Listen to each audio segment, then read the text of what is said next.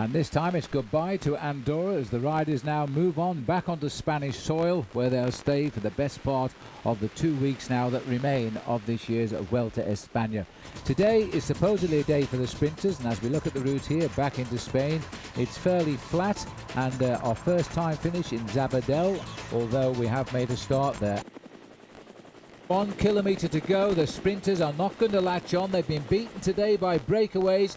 A most unusual way this. Lombardi has opened up the sprint here, and he's trying now to wrap it up. We've got, I think it's Pradera in second place, but it might be Vicioso, judging by the cramped style of the rider. But in any case, the sprinters are still coming, and there's still a lead out going on behind for Alessandro Petacchi. It's going to be a desperate finish here as this small group of riders goes round the bend with Hincapie tagged onto the tail there of Sergei Ivanov as they come into the straight now. Can George get out of that pack somehow and do something? Perez is trying to make the move now. It looks like Angel Vicioso going to the line. Can Once do anything wrong? Maybe they can, because the line's a bit further away.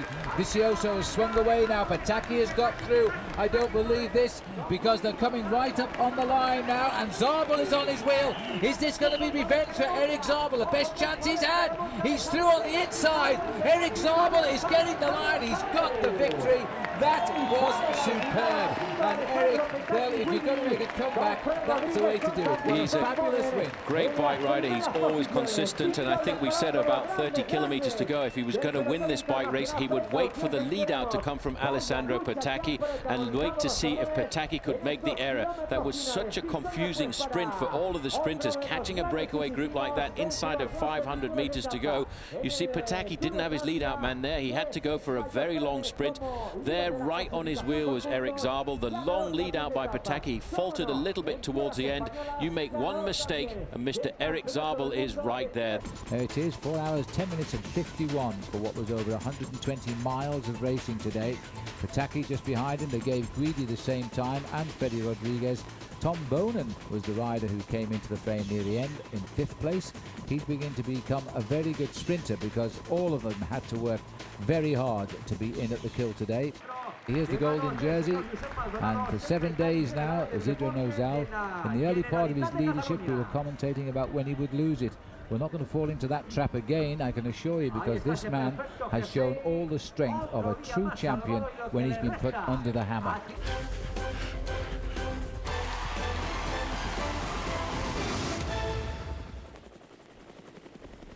Ten days behind us now, a rest day yesterday. The riders in the Tour of Spain have covered more than 1,400 kilometres. They're about to add on 162 kilometres today, and I can tell you they're absolutely flying. The fairy tale tour of Isidro Nozal all began with the team time trial in Gijón. 28 kilometres. The Once team were favourites, and they lived up to their tag. They won the stage. But yet he wasn't in the leader's golden jersey. That was on the shoulders of a teammate. But then came his chance. He joined a breakaway, and the breakaway succeeded. He became the 3rd leader of the Tour on the team, and he was looking the most solid because he was the first to get time gaps. Of course, the first big test was the individual time trial, and everybody was convinced he wouldn't do well here. Well, he shocked. He not only won the time trial, but he increased his overall lead. Of course, now he proved he could time trial, but could he climb mountains? He faced 3 days in the Pyrenees. Well, the answer was yes, he could. He also learned the art of suffering, but they couldn't get rid of him. He had to take over, even though he appeared to always be working for González de Galdeano. At the summit, he'd suffered, but he was still in the golden jersey. Then came the long climb to the mountaintop finish in Andorra. Roberto Heras attacked him, and so did the others. He marshalled every move while they crashed down behind him. At the top, he had increased his lead again over his principal rivals. This man has showed now, after 7 days in the golden jersey, he's ready to take it all the way to Madrid. And so he resumes now in that golden leader's jersey with a lead of 1:48. Manuel Beltran is 3rd. Dario Frigo, still a bit of a dark horse, I think, riding there in 4th place. Roberto Heras completing the top 5, giving US Postal 2 men in the top 5, but they're not sure how to handle the situation yet. Further down, a pre-race favourite Mancebo is in 6th place. Valverde, Rasmussen have both won stages, while Aitor González is beginning to look a changed man these last few days as the defending champion, and Unai Osa completes the top 10 overall. Well, today's the day, and they are absolutely flying. They're over half an hour ahead of schedule, and this is the route they are taking. We're heading away from UTL to Cuenca, which is a pretty familiar route for riders in the Tour of Spain the past few years. It's 162 kilometers. Watch out for that little cobble climb at the end, the Alto del Castillo, the climb up the side of the castle there. 1,120 meters is where we reach. It might stop Petacchi winning. 168 of the 188 riders are still in, 30 gone. 2 have gone today, and 8 of the teams are still intact. The first surprise was Igor Astaloa not signing on at the start, bringing Seiko down to only 3 men. Jose Gomez, he's the second retirement on La Barca dos Caf's back team. So they've lost 2 men now as well. So as we look now at these riders here, trying to bridge the gap, terrific work being done by Telecom in the service of their leader. They've still got to sort out these 2 who are flying down this hill, Bob, leaving some skin on the barriers almost. Absolutely. Echevarria he's taking every chance possible, using the whole road all the way to the barrier there. Santos Gonzalez did well to stay on his wheel going through that corner. They're just right in front of the Telecom team. When you have a rider of the quality of Erik Zabel on your team, you can do incredible things as a domestique on the front of the peloton. You can close gaps before the finish line. You know that your man stands a great chance to win. 2 kilometers to go. Well, they're taking all kinds of risks to stay off the front, but they're also taking big risks in the main field right now because Team Telecom don't have the full locomotive on the front here right now. But as Bob says, even the 1 man left on the front there in the pink jersey for Telecom, he will be just pulling himself inside out to try and grab those riders in front. You can see them now. It's down to about 45 meters. Oh, and this is a dodgy little corner, and most of the front end of the main field have got round there safely. But the man from Telecom, I think he's just popped and he's sliding down. He's going to look to see the position of Erik Zabel. Zabel may well find this a very complicated sprint. Echevarria's got about 20 meters advantage there over Santos Gonzalez. And the main field is not really very far behind. Desperate, looking for the red flag. Have they timed the catch to their absolute perfection yet again, the Prof Peloton? Because Echevarria is now so excited he's even left Santos Gonzalez, who refuses to be left. He's fighting his way back, Bob. He needs that wheel if he's going to have a chance to win this bike race.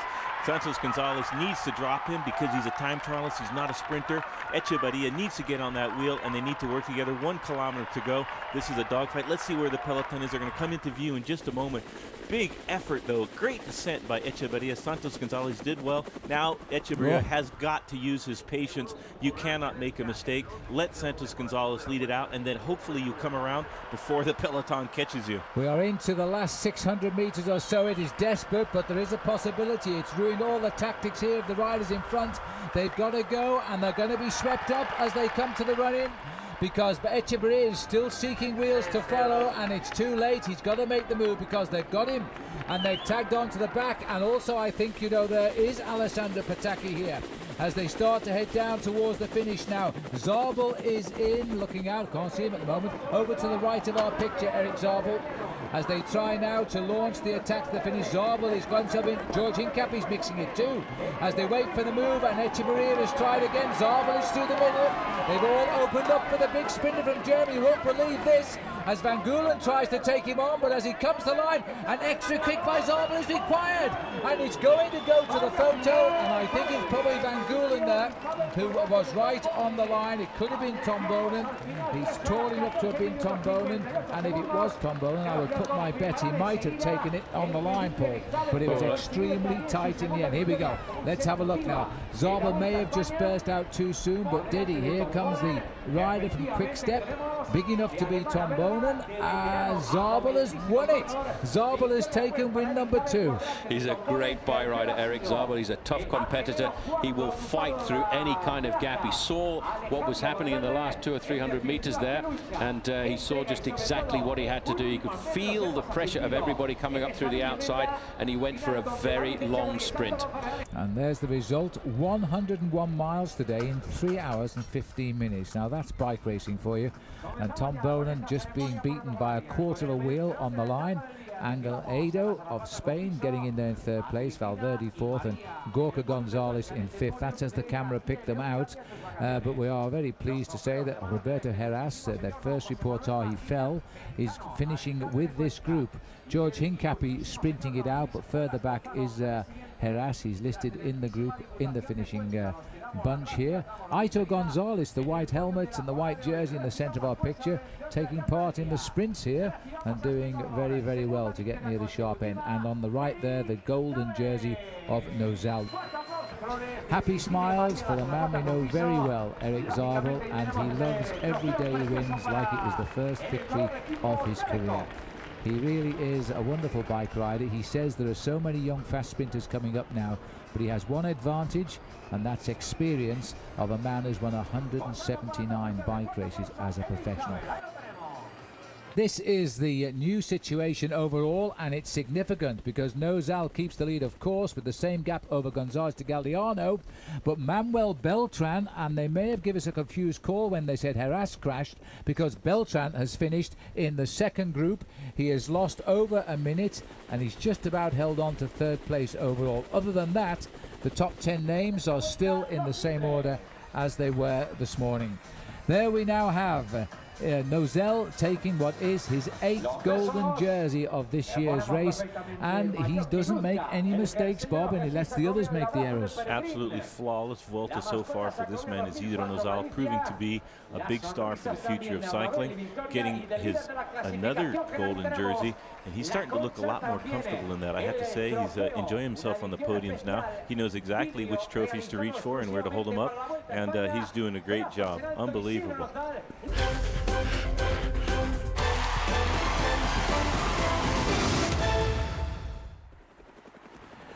And onward we go, stage 12 today in the Vuelta España. We move a little bit further south from Cuenca down to Albacete.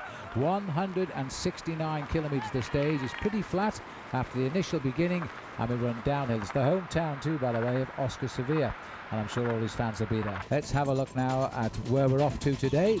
We went north yesterday. The wind's coming from the northeast quarter, tail to cross as we head south now from Cuenca down to Albacete.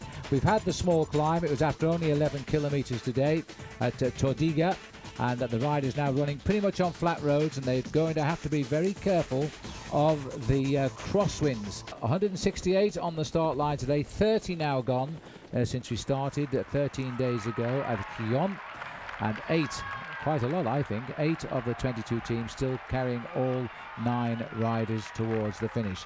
Seiko, by the way, they're in a little bit of problem because they've only got 3 riders left in the race, and here they are for you. Juan Fuentes, Leonardo Pepili and Petacchi. The only 3 riders still going on Team Seiko, and up until now it's a team which has had a wonderful season.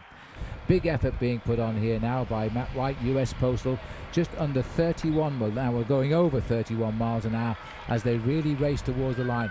Not thinking of the finish at all. There's no bonuses in this race. You've got to make your time the hard way, and that's drag it out of those legs. So these boys in US Postal will throw their hands up when they come to the finish. All they want are the seconds, and that's why Petacchi's job at winning the sprint should be that little bit easier. A great coup by US Postal, but certainly a planned move by Johan Brunel to try and blow this race to pieces. It really was exactly at the point where they turned right off the big main road down from Madrid that the acceleration started, and it really has been quite remarkable to see so much pressure on the race for the whole of the last hour. And look at this time gap now. It really is starting to go up that little bit more, and I think by the finish line it may well be closer to the 1 minute mark, because these guys, they've lost all impetus. Well, it's almost the magical minute at 3 kilometers to go. The next banner we see will be 2. And now, of course, in the leading group, Petacchi will start elbowing his way through to try and get into the rhythm that's being set by US Postal. But there's no doubt, you know, what a strange world it is. 24 hours on from losing just over a minute, Manuel Beltran has profited by other mistakes today, and he's going to pull most of that time lost yesterday back on the road into the finish today. You've got to pay attention. You have to pay attention every day in a 3-week bike race. That's what it's all about. It's all about consistency on every individual stage. I can see a white jersey moving towards the front end of the main field, and I can see a white jersey with the German flag on it as well, because Erik Zabel will be trying to get that up to the front there. He's wearing the points jersey this afternoon, but the German flag I could see was actually on top of his helmet. Well, as the riders are coming up towards what will be the last kilometre here now, they'll start to think more of the sprint, while US Postal will try to keep the pressure on. It's seconds which could turn this race around. They need to give Roberto Heras in particular the best possible launch pad into the mountains later on, because they know that tomorrow he may struggle a little bit. 1 kilometre to go, a right-hand bend here now, and that puts him in the last 900 metres as they line up for the finish. Well, it was Hincapie there doing that last turn into the last kilometre, but now they're starting to get themselves organised on the front end of the main field. There's a move coming across here from Euskaltel-Euskadi. Well, that's Santos Gonzalez, I think, trying to lead out Giovanni Lombardi there on his wheel, but we didn't even see him in the breakaway. But as Euskaltel has made a long shot at the line here, Petacchi is also moving into the play, and Fabrizio Guidi looks as though he's trying to get in as well. Now into second wheel here for Fabrizio Guidi, and now he's putting himself in a perfect position for the launch pad. Here comes Fred Rodriguez, trying to get an early kick and an early advantage. Going to be a desperate finish. Fred Rodriguez for the USA has dropped back into the pack here now. Petacchi coming, being challenged by Zabel, the two big sprinters. Zabel, is he going to do it 3? I think he might. As he hits the line, it's going to go to the photo. I think Petacchi got it. He thinks so too. It's 3 wins for Petacchi, and again Zabel has to take second fiddle to the big sprinter from Italy. What a finish. Now they're in, the clock is counting. Aitor Gonzalez bringing them home for a desperate finish, followed now on the wheel there by Valverde. The losers of a little bit of time today, which could make the difference as this race goes into its final week. Watch the clock then as they come in, as it's been won by Petacchi with Zabel in second place. The time counts down now, and it looks as though Frigo will drop 2 places tonight as they come up to the line. It's not going to be far short of that magical minute. That's a big psychological gain for the riders up front. And think about Nozal now. He has really struck gold again today. His 9th day in gold, in fact. As he come up to the line now, I think it is going to be all of 1 minute. It's about 1:03 for Beltran, losing that yesterday, and it's going to be about the same as they come up to the line. Tom Bonan cleaning up here for best of the rest, but it's the time that matters in the end. 1:08. Wow, that is quite a big loss. But it's a huge loss, and it was all taken in the last 3 or 4 kilometres, because for an awful long time we were hovering at half a minute to 40 seconds. Then all of a sudden, once the elastic snapped, it really did snap. And it really is funny how the world goes upside down in a bike race like this, because yesterday Manuel Beltran found himself losing 1:02, and today he wins back 1:08. And this man, all he had to do was just sit back and enjoy the ride. A little bit upset maybe by the sliding down the overall classification of his 2 teammates, Aitor Gonzalez and Dario Frigo. But for him, it's all about winning. And he was pushed pretty closely to the line there by Erik Zabel. And I have a feeling that Mr. Zabel might get himself another win before the end of this Vuelta. There are the gaps now. And if you're not less than 4 minutes behind, then you're off the top 5 leaderboard. Beltran stays at 3:03, Heras at 3:05, Mancebo up as well to 3:40. He's come out of the top 10 and moving up very nicely. Further back, Rasmussen is now up at 4:04. Dario Frigo down to 4:13, and now Valverde has gone back to 5:05. Aitor Gonzalez there at 5:08.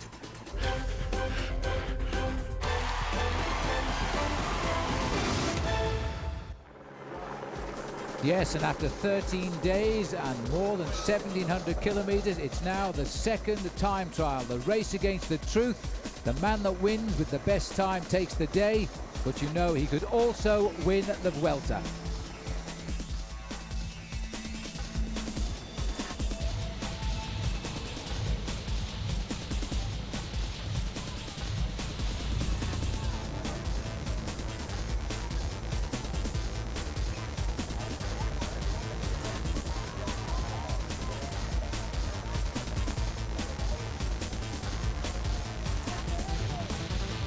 Yes, after over 53 kilometres, this is one of the longest time trials in the history of the Tour of Spain. We stay in and around the city of Albacete today.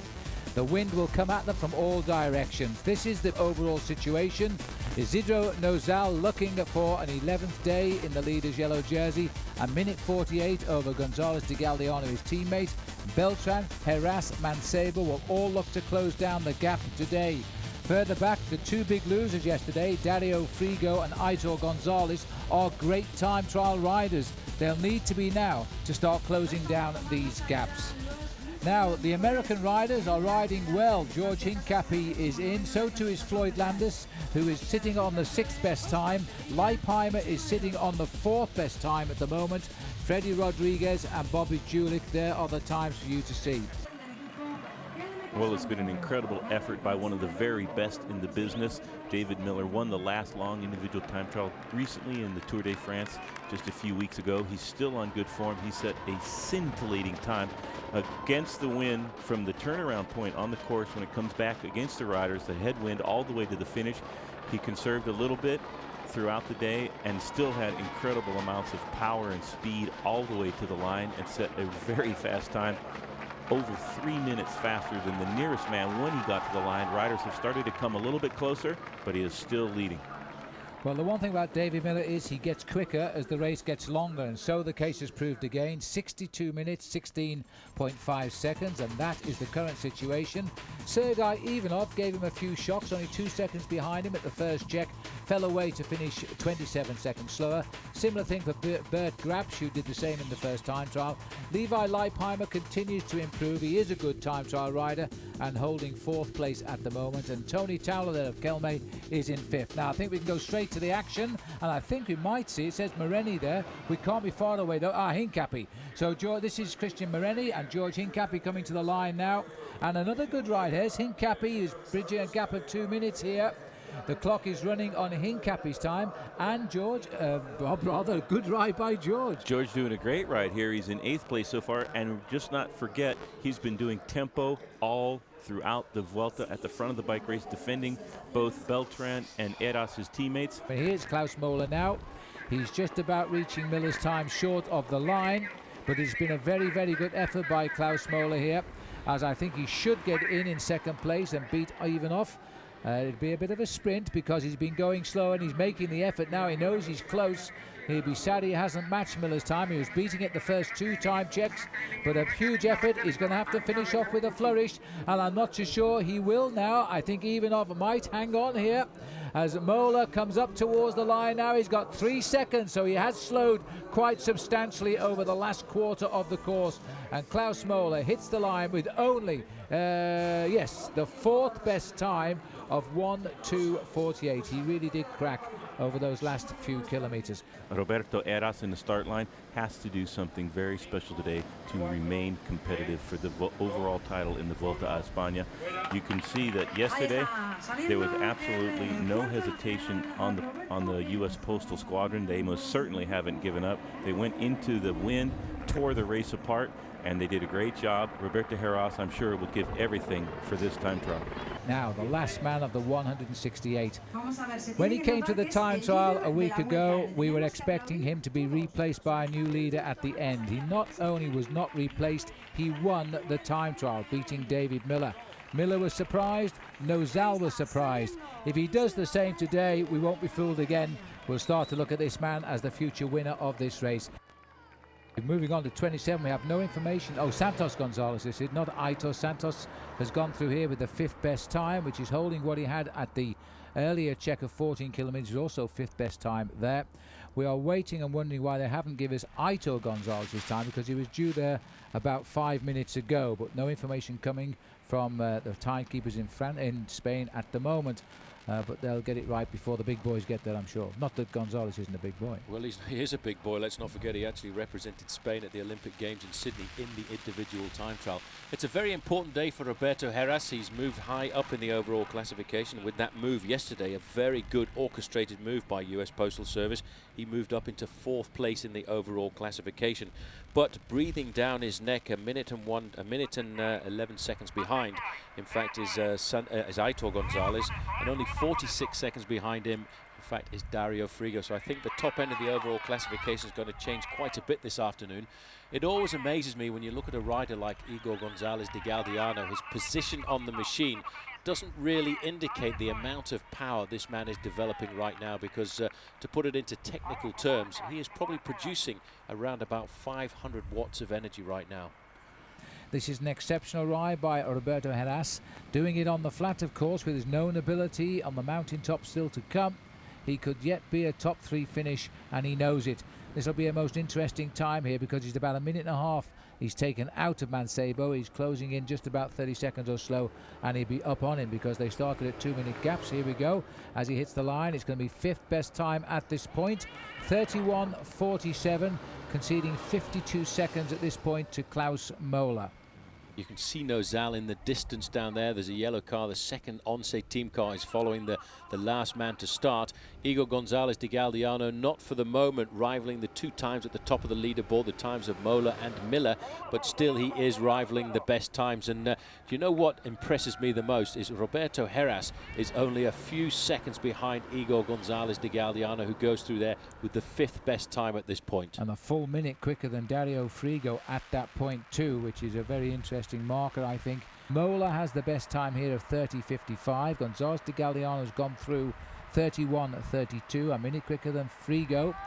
And this man, clearly the best of the men who are looking for a high finish in Madrid. Has he confirmed it? Look at this. He's coming through now. This man has found his time trialing legs as well. He's going to be just on the same time as Mola. 30.55.3. They say he's quicker. Well, it's exactly the same time, only separated by tenths or even thousandths of a second.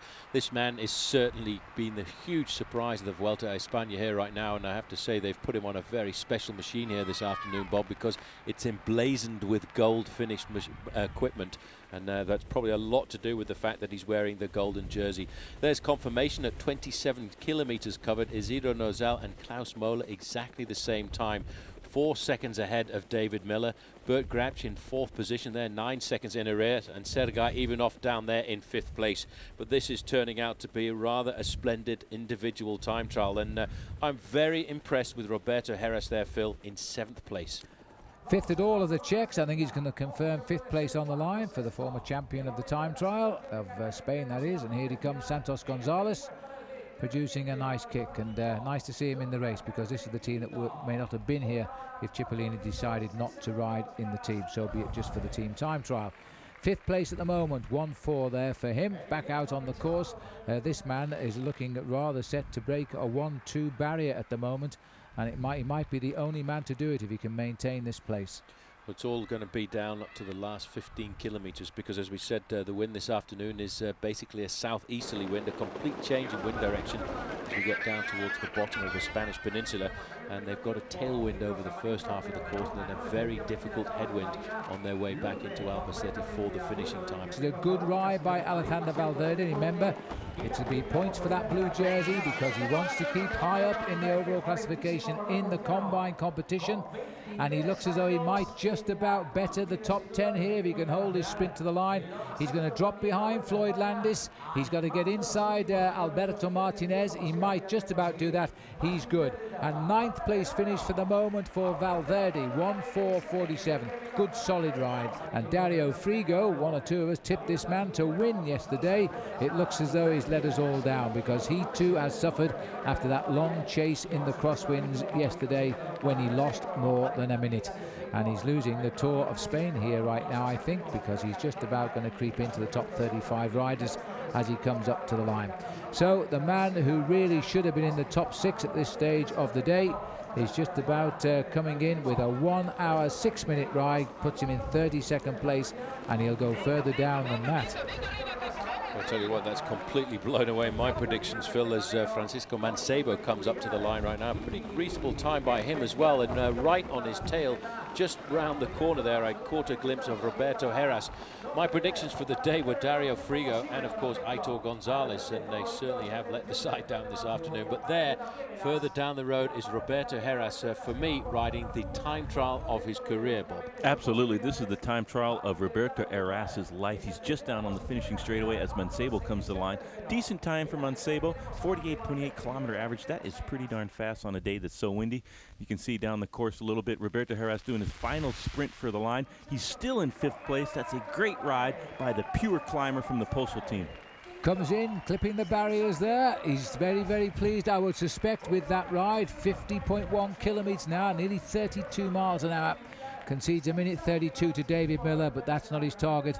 It'll be slightly more than that when this rider gets in, though, because the indications are now he's a minute and 5 seconds ahead of Gonzalez de Galdeano, and he can't have much more than about 3 minutes to go. So Beltran heading up towards the line, and it won't be too far back, I don't think, before we see Gonzalez de Galdeano, because I reckon he's on a 1 hour 3 minute ride, and Beltran coming in at 1:04. Then Gonzalez de Galdeano can't be that far behind. Well, these two riders from US Postal were separated by 25 seconds, and it's still, this ride by Beltran keeps them in a very good tactical situation.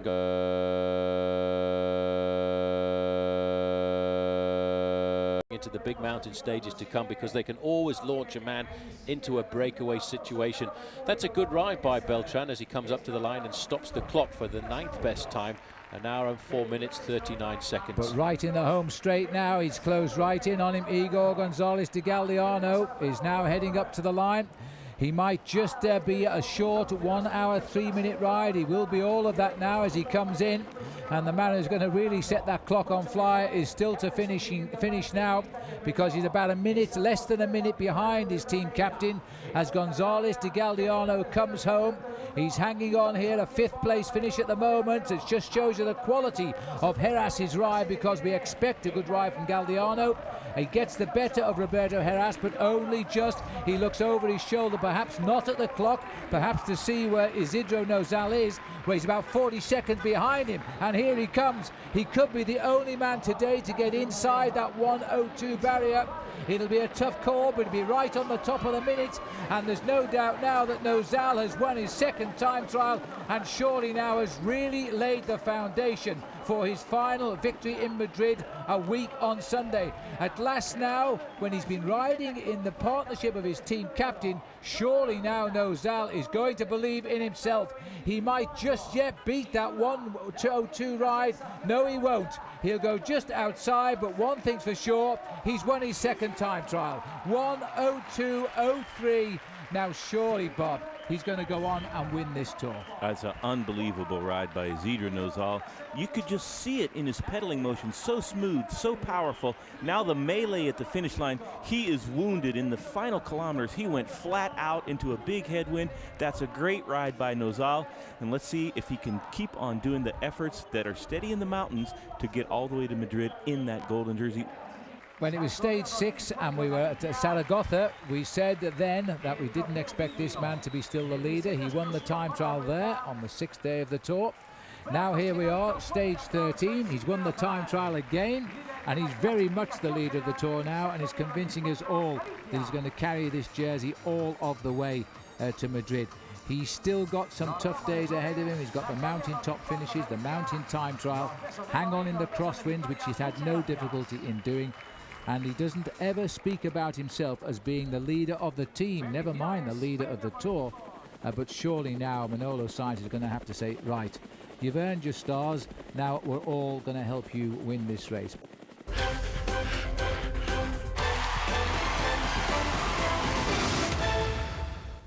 Fourteenth day of the race now. We say goodbye to Albacete and the scene of the big time trial yesterday, as we head now towards the next town at Valdepeñas. Aitor Gonzalez has decided to call it a day. He's never felt at home this year in any major stage race, and just like in the Tour de France, he is out.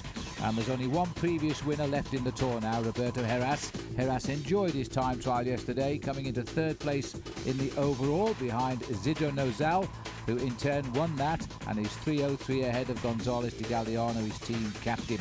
Beltran slipped a little to 4th, and Francisco Mancebo very consistent there in 5th place. A bit further down, Valverde still very much in the show.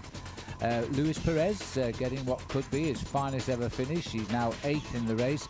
Frigo dropped away from the leaderboard a couple of days ago and did nothing to regain it yesterday.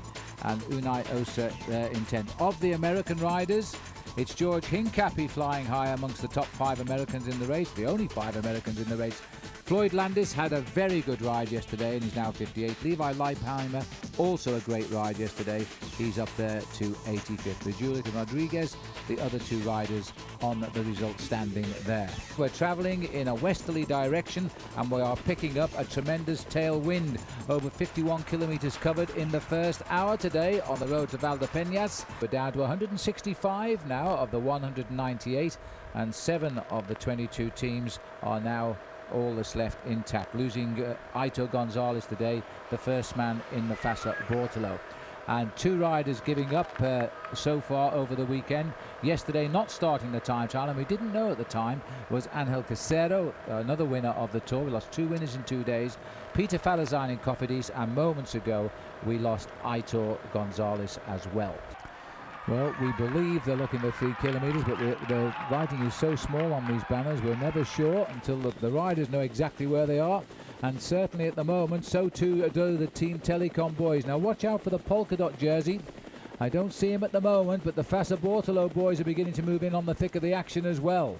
Moving around the outside, Fassa Bortolo want to keep it up, and looked to me as if that was 2 kilometres to go. And there's a huge acceleration coming now from Fassa Bortolo.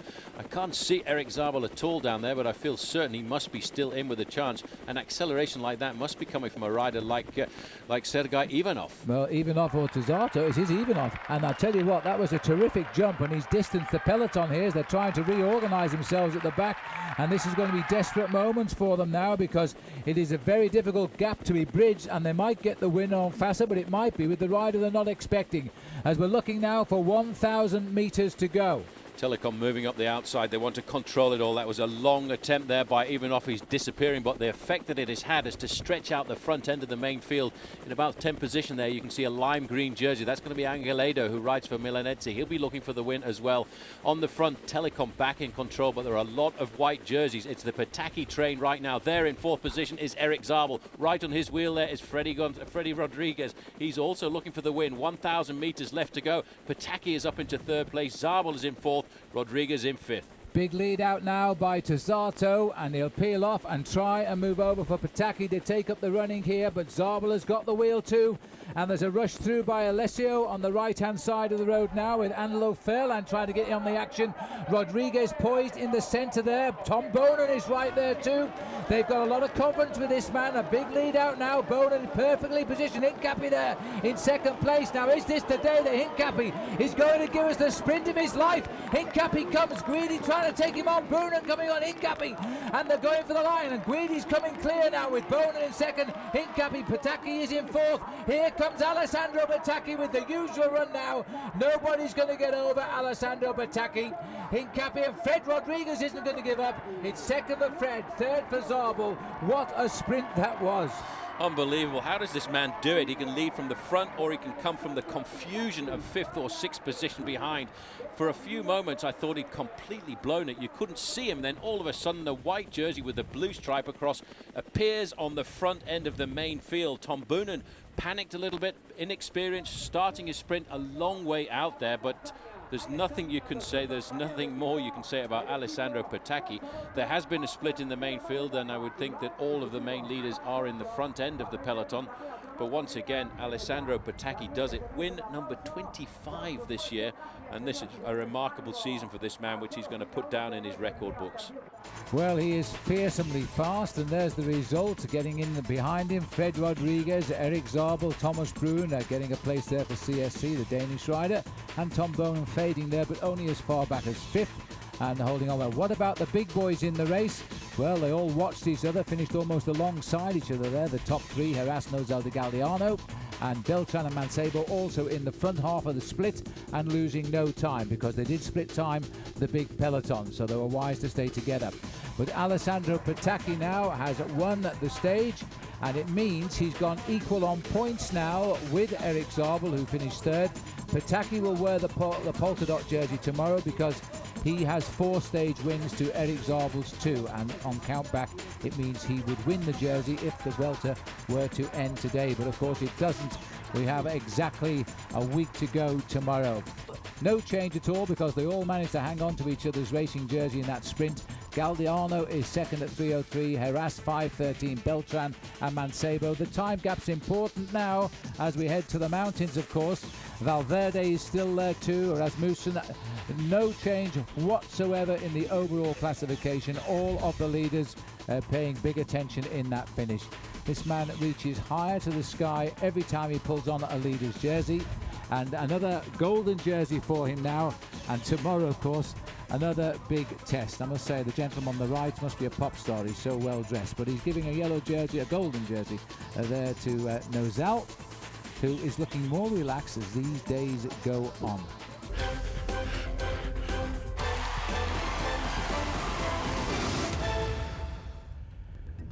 Of all the terrain a professional bike rider fears most, it's the high mountains. They must personify pain today, and they must be conquered by those who want to win a Grand Tour.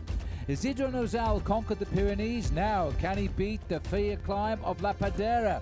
One thing is for sure, all will feel pain on this day.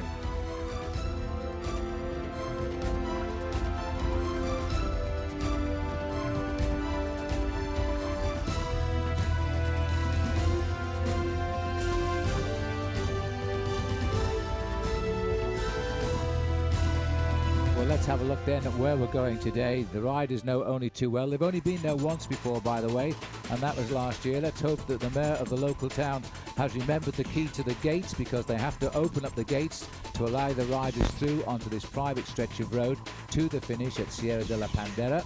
And as you can see, no challenges along the way. The riders again travelling fast, more than 80 kilometres already done in the day's opening 2 hours of riding. Just the second category climb, which is really the stepping stone up to the big climb itself, which finishes at a height of 1,840 metres. 165 men setting off this morning of the 198 who set off 2 weeks and 1 day ago. 7 teams remain intact of the 22, which I think is quite a large number of riders, still full complement of 9 men there. As we're watching a group of 5 riders here sprint for the points at the top of the Alto de los Vilares. Laiseca has already gone through. That's the clock counting now as the riders go over the top here. 27 seconds the gap. Now the breakaway is the King of the Mountains gets second points there, Cárdenas, Daniel Atienza, Cuesta, 2 teammates from Cofidis, Mercado and Sevilla. That is the chase group. 27 seconds now behind Robert Laiseca. The peloton, 40 seconds. Not too far behind. In fact, they're only just 15 seconds behind the chase group. But right now, Roberto Laiseca flown the coupe for the moment, riding a solo to the summit, to the bottom, I should say, of the Sierra de la Pandera. But once he gets there, it's going to be all change in the gear ratios, because that's when it really kicks up. They've got around about 2 kilometers now of respite before they get to the start of that road up to what is or used to be an old military base. And for the majority of the year, the road is actually closed down. And once you get up there, there are 1 or 2 disused military buildings. But the 2 riders who really want to do the most impressive ride this afternoon are Manuel Beltran of US Postal and, of course, Roberto Heras. Well, these boys continuing to set the pace at the front of the group here. David Miller there in second place, as 5 riders are behind a single leader. As I say, I hope the local mayor has remembered to open the gate. It's normally locked. Nobody goes to the top. But right now it's 8.3 kilometers. Once we get up there, it takes us up now to 1,840 meters. And look at the average gradient, 6.4 with a max of 15%. Could change the race quite considerably here. Bob. It looks as if the peloton, led right now by Levi Leipheimer, have caught up to some of the guys that were in the breakaway chasing Laiseca. They haven't caught Laiseca just yet, but big tempo now coming from the group. Here's Laiseca at the front of the bike race, closing in on the final kilometers. He has a very tenuous lead right now. That'll be 10 Ks to go till the end.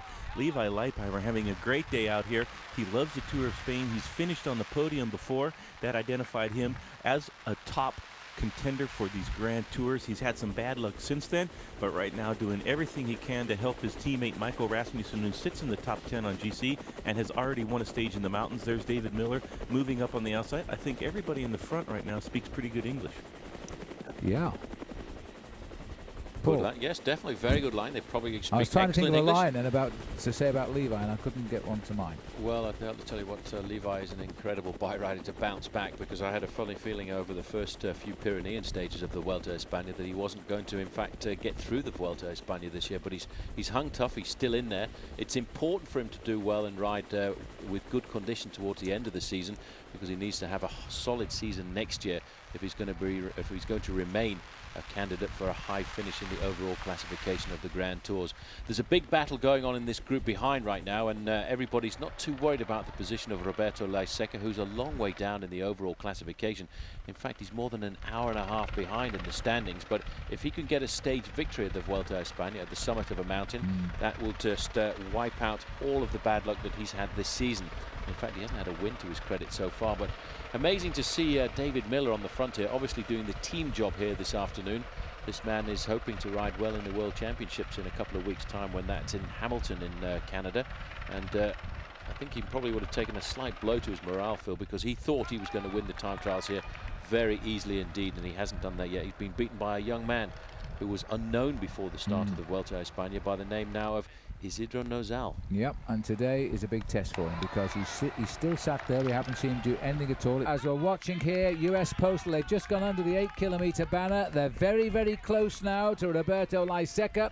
And it is going to be, I think, an attack now from Heras, the building. Well, look on the other side as well. Rasmussen was right there, the man who was the revelation of the Pyrenees. He's high up in the overall classification, wants to try and climb up to the podium if he can. There you can just see the orange jersey of Roberto Heras, not very much more than 25 meters in front of the main field. The bulk of the work right now is being done by Manuel Beltran, the teammate of Roberto Heras. They are all queuing up there.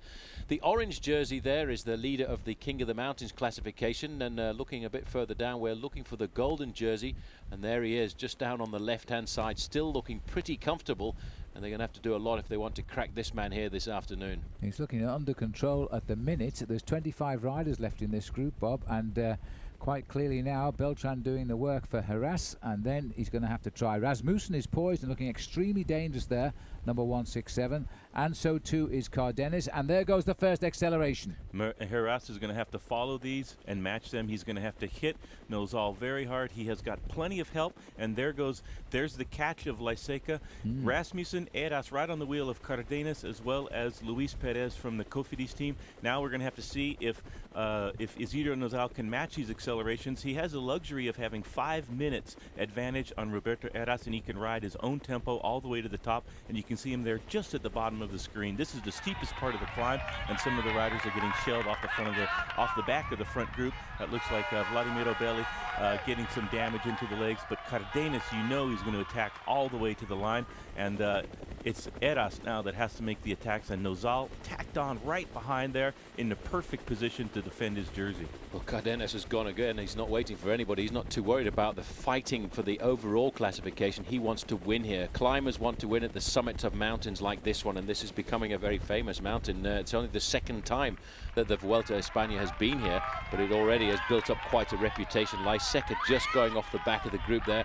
Here you can see at the back are the men from the yellow jerseys group. Igor Gonzalez de Galdeano looked to be in a spot of bother there for a moment. The golden jerseys over there on the right-hand side, and he's moving very much to the front end of this group. Well, on says Gonzalez de Galdeano, 21, a little bit detached from his team leader at the minute. Remember, Gonzalez de Galdeano lost over 5 minutes on this climb last year. 7 kilometers to go. But I am not yet impressed by Roberto Heras. He hasn't found the strength to accelerate clear of his shadow. Well, it's difficult nowadays at the level of the sport to come back and ride a big Grand Tour after he's done so much work for Lance Armstrong during the month of July in the Tour de France, and it's a very difficult order to try and do it again just a month and a half later. He's going to have to try and do something if he can, but I'm not sure that he does have it in his legs this afternoon. The man who's just cruising around at the front end of that peloton in the golden jersey, Isidro Nozal, is looking very comfortable. He doesn't even actually have to stay with Roberto Heras. He can just lose himself a certain amount of time, but not put himself himself into difficulty. This is Cuesta now having a go. Again, the pace-making taken up behind by Manuel Beltran, immediately followed by his teammate Roberto Heras. The other revelation to me in this tour, Bob, has got to be Rasmussen, because he's all over the place. Yes, absolutely. Michael Rasmussen closely marking the best men in the GC classification and who have been climbing so well throughout the Vuelta.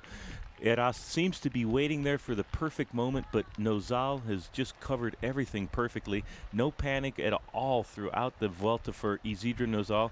He was in the perfect position over the first climb of the day on the descent, and he's being cared for now by his teammates. He's right there. You can see the middle of the screen, right on the shoulder of Rasmussen, right on the wheel of his #1 rival, Roberto Heras.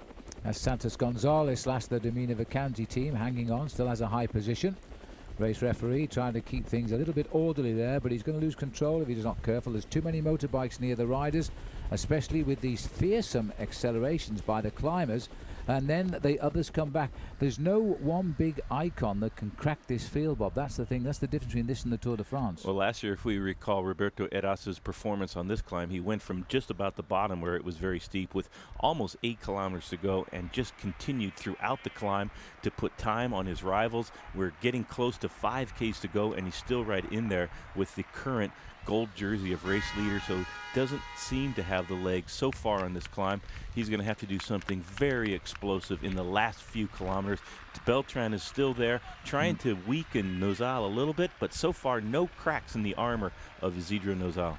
I think what's more impressive is what Phil just said, is that there's such a large group together in this field here. This looked like Del Olmo having a go right now. He's trying to keep himself high up in the overall classification. He really has been quite a surprise in this year's bike race, and he is taking advantage now of the marking of the men who are in the top 10 in the overall classification. Del Olmo 18th at the start of today's stage. Interesting little rider this. He's got a lot of power in his body when he comes to the uphills, and good acceleration from him.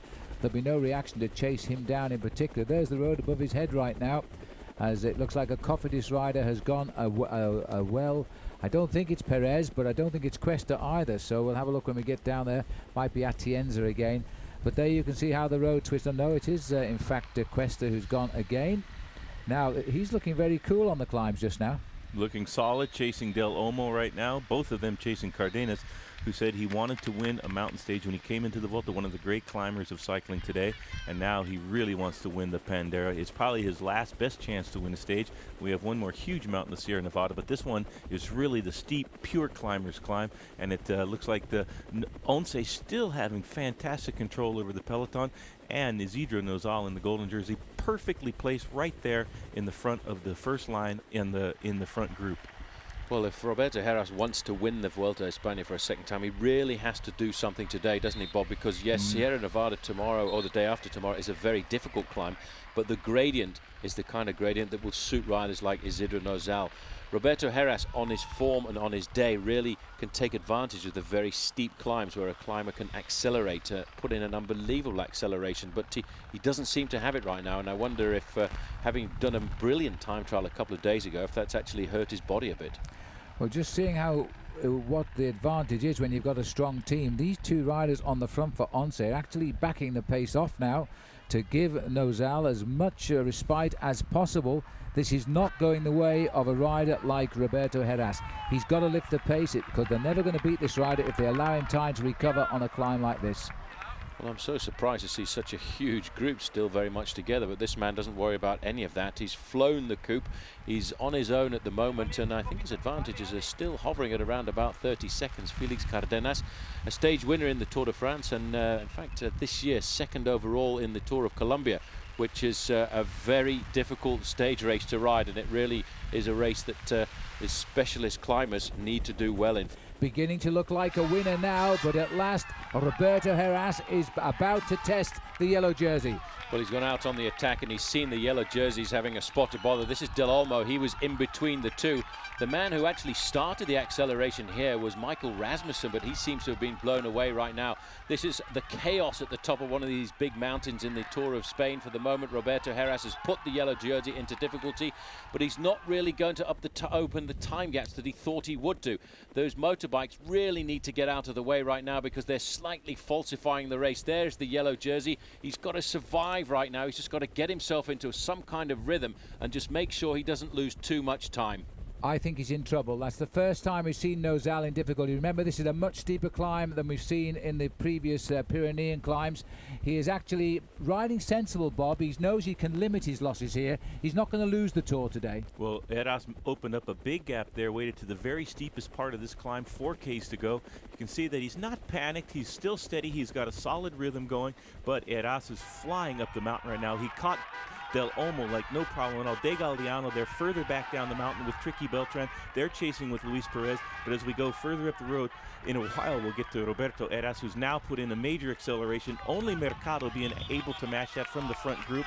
He blew away Rasmussen immediately, and we'll see what kind of damage that Heras can do, and if this man, Isidro Nozal, can limit the damage. Now, he seems to be riding a very good race, so he has 5 minutes in hand, and Heras is trying his best to put in as much time as possible from here on to the finish. This is where you need experience. This is where he needs a good man alongside him just to talk him through a crisis situation like this. It's not a major panic for him. He leads Roberto Heras by 5 minutes and 13 seconds. But what Roberto Heras could be doing today is moving himself up towards second place. He's only just outside of 2 minutes behind Igor Gonzalez de Galdiano. There's the man who led, and just behind you can see Roberto Heras coming through the crowds, and he's closing the gap down very rapidly to Félix Cárdenas. 14 seconds, but it's only 17 seconds back to Isidro Nozal, so he's still holding it fairly well. He's not going to concede a lot, and he's riding sensibly because he was actually beginning to pull away from Santos Gonzalez there. Here he is now. Gonzalez recovered a little bit to hook up again with Nozal. We've come to know this guy over the last 2 weeks, and we know he will not give up without an extreme fight. He's got into the art of suffering. He knows he's got time on his side, and he's not going to make a fool of himself by making a huge effort and then blowing up and losing maybe a minute. He's just riding very, very sensible. He knows that the odds are that Heras will only take 40 seconds at the most as he jumps away from Osa. He's now heading up towards the leader, and this could be a repeat victory for Roberto Heras on the top, but it's not going to be a huge time gap, I don't think.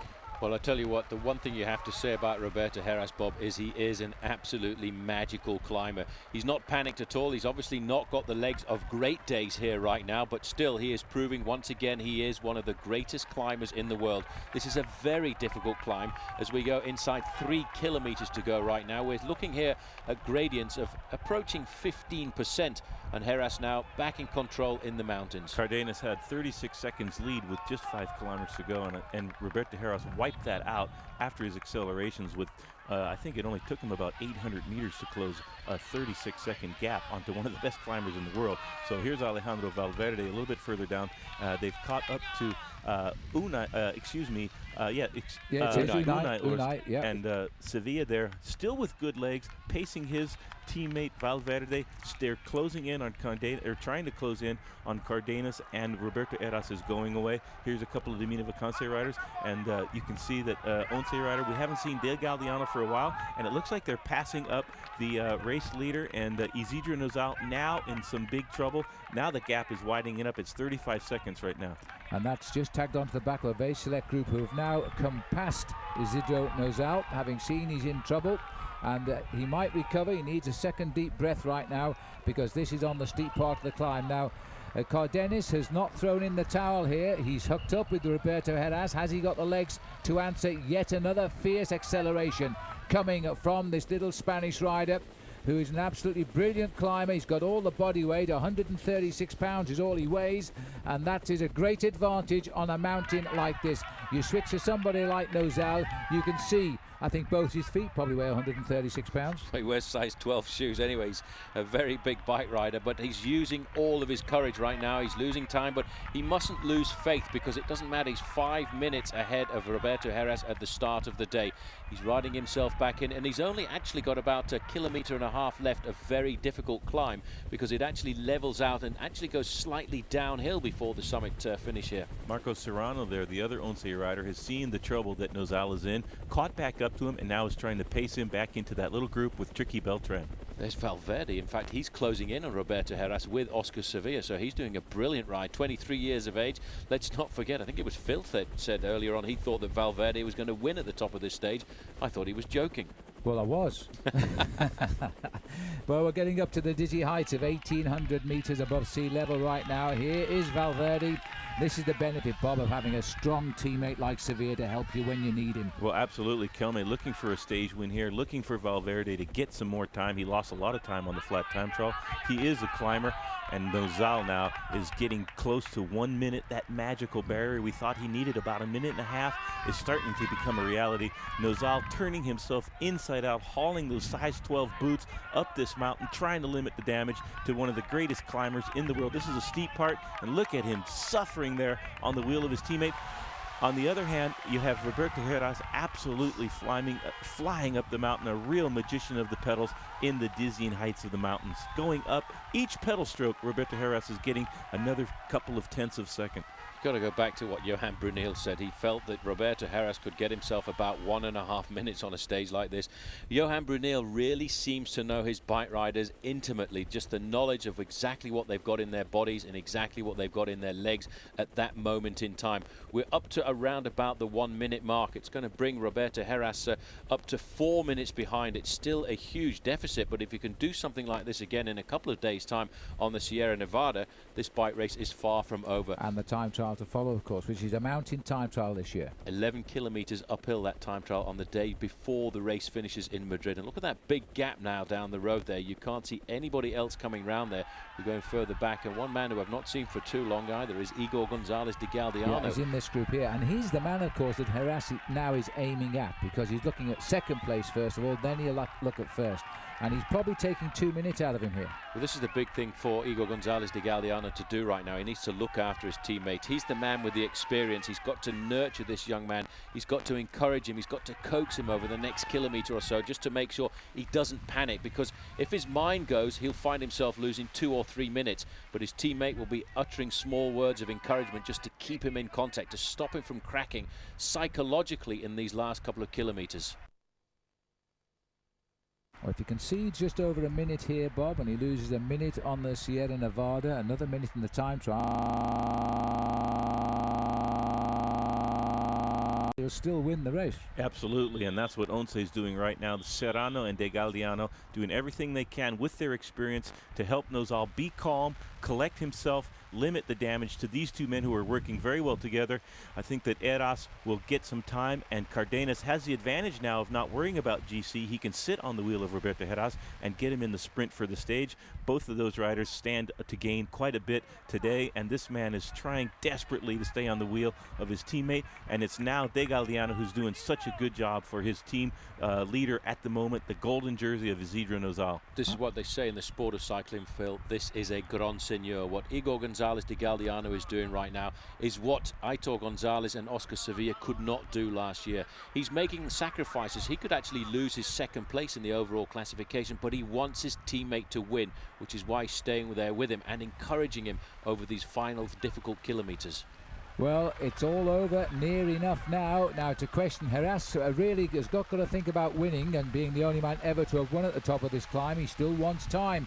He's going to have to carry on. Cárdenas was really upset when he lost the big climb into Andorra on the Valera there. He'd like to make his name on this climb, and he'll sit here and try to jump Heras as they approach the line, while Roberto must race all of the way to the line and gain every second, because it could be crucial now. Back to Oscar Sevilla, doing relentless pacemaking here for Alejandro Valverde. Valverde also suffering a little bit, but gaining time as well over a lot of his rivals. Gonzalez Galdeano, I hadn't realised he was riding alongside the golden jersey until we just seen him down there, so he's not losing as much time as I thought, and it looks like at the end of the day, Paul, times will change. Valverde now has done and says thanks a lot, Oscar. He's going to go, or I'm not so sure he is actually. It hurts this climb. It's very deceptive. You think you've come to the flatter part of the course, and watch out for the experience of Oscar Sevilla, because he's been here, he's been to the Tour de France, he's been to this race on many occasions. I think there was a bit of youthful enthusiasm there, because Valverde thought he was going to leap across a 10-second gap to two of the greatest climbers in the world, and you don't do that quite that easily, especially when you're only 23 years of age. Well, this man who has become from the team domestique to the protected rider has now got two very famous Once riders nursing him up this climb. It's 1 kilometre to go for Heras and Cárdenas, but that'll be a lovely sign when the race leader gets to it. We'll have to see how much time he's lost. He's done a great job. He's been well cared for by his teammates, both Serrano and De Galdiano, who, like you said, Paul, is in danger of losing even more time, for his second place is a lot more tenuous than Nozal's. But now finally we see Once throwing all of their resources at the man most capable of winning this Vuelta a España, Isidro Nozal. Well, they shouldn't. They should have done it a few days ago. They should have done it a week ago to look after this man, keep him protected, but maybe they weren't quite sure how he was going to perform.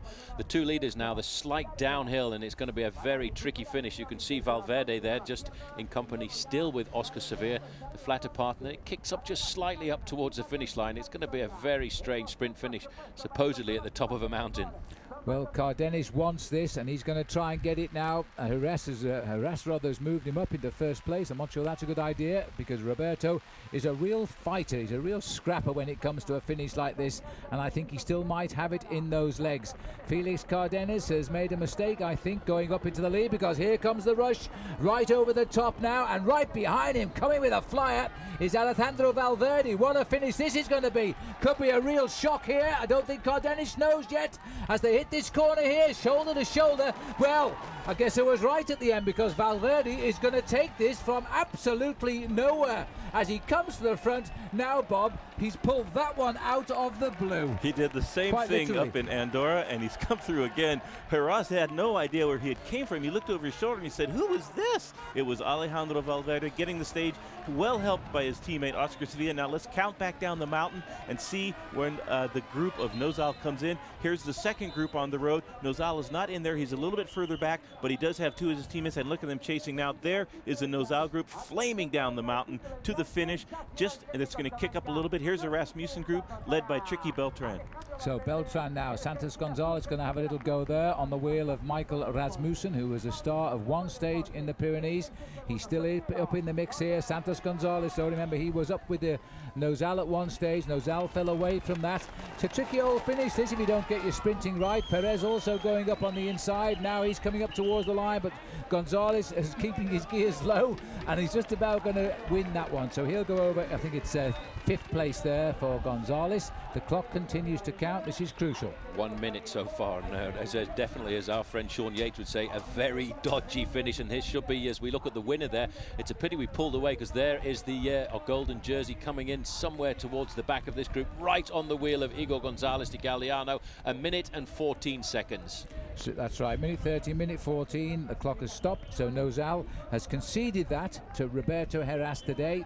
It will not alter the top four riders in the overall classification. Valverde has won the stage. He'll increase his lead in that blue, well, he might get the lead in the blue jersey competition now, because he was only borrowing that blue jersey from this rider here, Isidro Nozal. Yes, and that inspired finish by Alejandro Valverde means he's won the second big mountain stage of this year's tour. Let's have a look at it again. There he is, coming up at very high speed, and I think Paulie's got to thank really his teammate Oscar Sevilla for getting him into this position.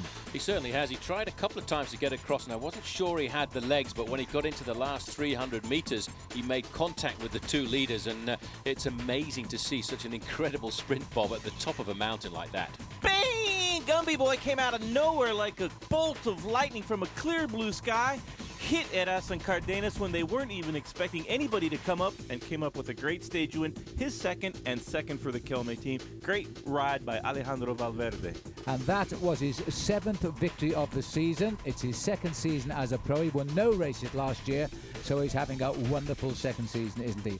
This is how he did. You just have a look at the faces of the other two, because they don't know where this thunderbolt came from. He crashed his way through like a bulldozer, hit the front, and he hit them at exactly the right time. He was running on pure adrenaline here, and it was a very clear win for him, and I think it might give him that blue jersey for a while longer, because he's not been the leader in that competition. He's only been riding on loan from Nozal. Here he is, a very happy young man on top of a mountain top, as he was in Andorra quite a while ago now, taking the prizes of the day. So I think we can have a look now at the stage results. Alessandro Valverde and the Kelme boys. It's going to mean very happy reading again. He gets the victory. Same time, of course, as Cárdenas. Heras sitting up and losing 2 seconds in the sprint. Oscar Sevilla, he punched the sky as well. It was a moral victory for him. He crossed the line in 4th place. And Miguel Perdiguero, they're saying, was there in 5th. Perez in 6th place. Rasmussen doing very well again in the mountain top finish 7th. Tricky Beltran coming in 8th. The top 10 there completed by Unai Osa. Looking a bit further down, Mancebo finished 11th. It'll probably cost him a place in the overall classification though. Scarponi in 12th. And right down to the 15th place man, significant, that is this man here, Isidro Nozal. He conceded just over 70 seconds of his lead to Roberto Heras. Let's have a look at that now. Still in 2nd place, same time because they finished together, is his teammate Galdiano. Heras closes in, but he's still at 4 minutes and 2 seconds. Time very definitely running out for Roberto here. Beltran holds 4th. Alejandro Valverde now completes our top 5 with his win today at 6:37. Mancebo does indeed drop down 1 place to 6th. Rasmussen still there. All of these names still here.